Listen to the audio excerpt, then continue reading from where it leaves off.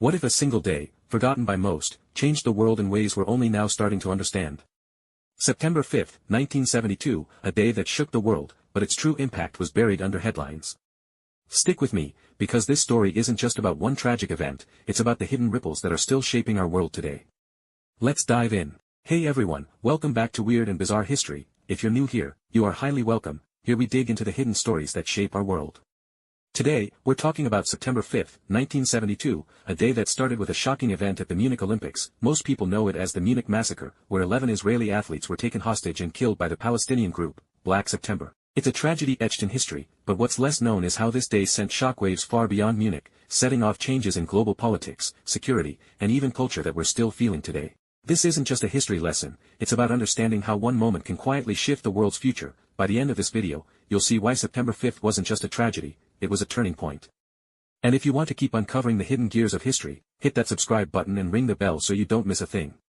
Let's get started. On September 5, 1972, the world was glued to the Munich Olympics. It was supposed to be a celebration of unity, a chance for nations to come together after years of Cold War tension, but at 4:30 a.m. 8 members of Black September, a Palestinian militant group, climbed the fence of the Olympic Village. They took 11 Israeli athletes and coaches hostage, demanding the release of 234 prisoners held in Israel and West Germany. What followed was a 20-hour standoff that gripped the world. The terrorists and hostages were moved to a military airport, where a botched rescue attempt by West German police ended in tragedy. All 11 hostages were killed, along with 5 of the attackers and 1 German police officer. This wasn't just a random act of violence, it was a calculated move to bring the Palestinian cause to the world stage. Black September wanted attention, and they got it, but not in the way they hoped. The world was shocked, but the deeper impact of this day was overlooked in the chaos. The immediate reactions were intense. In Israel, the nation mourned. The government vowed to hunt down those responsible, launching Operation Wrath of God, a covert mission to track down Black September members.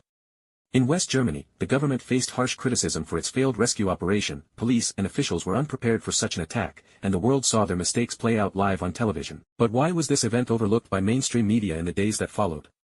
The Olympics continued after a brief pause, as if the world wanted to move on quickly. The Cold War was raging, and superpowers like the US and Soviet Union were more focused on their own rivalries. The Munich Massacre was seen as a regional issue, a Middle Eastern conflict spilling onto European soil.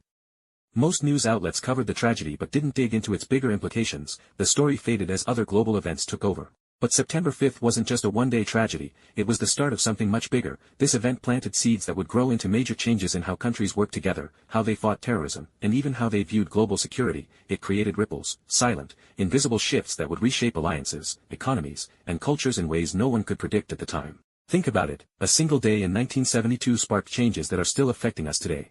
So, who were the key players behind September 5th?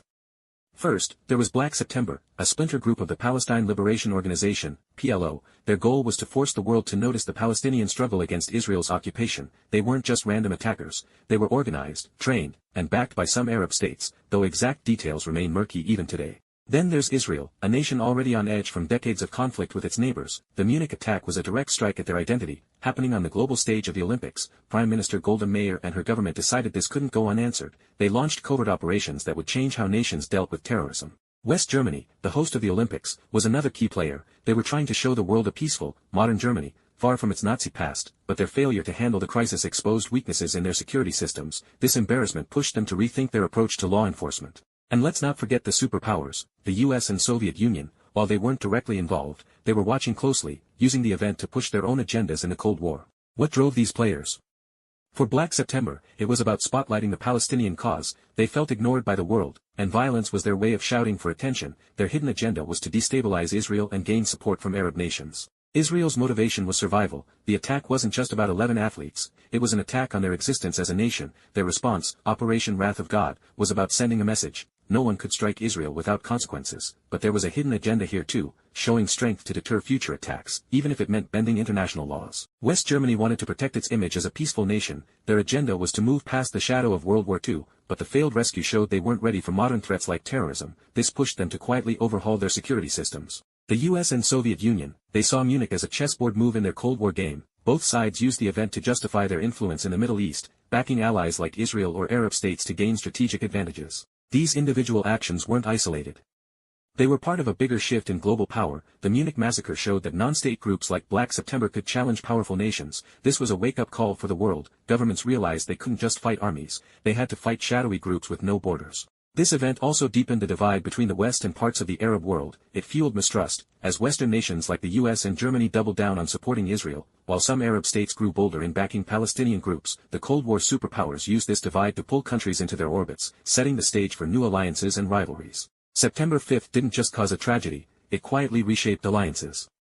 In the West, countries like the US, Germany, and NATO members saw terrorism as a new kind of threat. This led to stronger cooperation on intelligence sharing and counterterrorism. West Germany, humiliated by its failed rescue, created the elite GSG-9 unit, a model for modern special forces. In the Middle East, the attack strengthened ties between some Arab states and Palestinian groups. Countries like Libya and Syria, while not openly admitting it, gave safe havens to groups like Black September. This created a new network of informal alliances that challenged Western influence in the region. The Munich Massacre also pushed neutral countries to pick sides. Nations that stayed out of Cold War politics, like some in Africa and Asia, started aligning with either the US or Soviet bloc, depending on their stance on the Israeli-Palestinian conflict.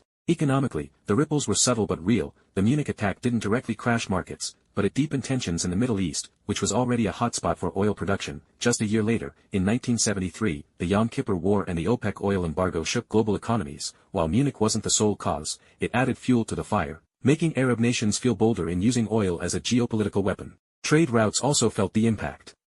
Western nations started investing more in security for key infrastructure, like airports and ports. This raised costs for global trade, as governments and companies had to spend billions on new measures. The shift wasn't obvious in 1972, but it laid the groundwork for a world where security trumped efficiency. Culturally, September 5 changed how the world saw conflict. Before Munich, terrorism was seen as a distant problem, something that happened in war zones. Now, it was on TV screens, in the heart of Europe, during a global event. This shifted public opinion, making people fear terrorism in a new way. In Israel, the attack hardened national resolve, fueling a narrative of resilience against existential threats. In Arab nations, it galvanized support for the Palestinian cause, even if many condemned the violence. In the West, it sparked debates about security versus freedom, as governments started tightening controls. These ideological shifts, fear, defiance, and division, began to shape how nations and people viewed each other. Let's fast forward to today. The ripple effect of September 5 are still with us. Look at airport security. Those long lines, metal detectors, and body scanners, they started because of events like Munich. The attack showed the world that public spaces were vulnerable, leading to the global security systems we take for granted today. In the Middle East, the Israeli-Palestinian conflict remains a flashpoint. The Munich Massacre didn't start it, but it escalated the cycle of violence. Israel's covert operations, like Operation Wrath of God, set a precedent for targeted strikes, which we still see in conflicts today. Meanwhile, groups like Black September inspired later militant organizations, from Hezbollah to others, keeping the region unstable. Globally, the rise of counterterrorism shaped modern warfare. Drones, surveillance, and special forces, all trace back to the lessons of Munich. The event showed governments they needed new tools to fight non-state actors, and we're living with those tools now. Today's headlines about Middle East conflicts, terrorism, or even global security spending can be traced back to September 5. For example, the ongoing tensions between Israel and groups like Hamas echo the same dynamics from 1972: grievances, violence, and retaliation. The US's strong support for Israel, solidified in the 1970s, still shapes its foreign policy, affecting everything from Iran negotiations to Gulf alliances. Even cyberterrorism, a modern threat, has roots in Munich. The attack showed how a small group could disrupt the world stage, inspiring today's hackers and digital militants. When we see cyber attacks on critical infrastructure, we're seeing the evolution of what started with groups like Black September. If these ripples keep spreading, what's next?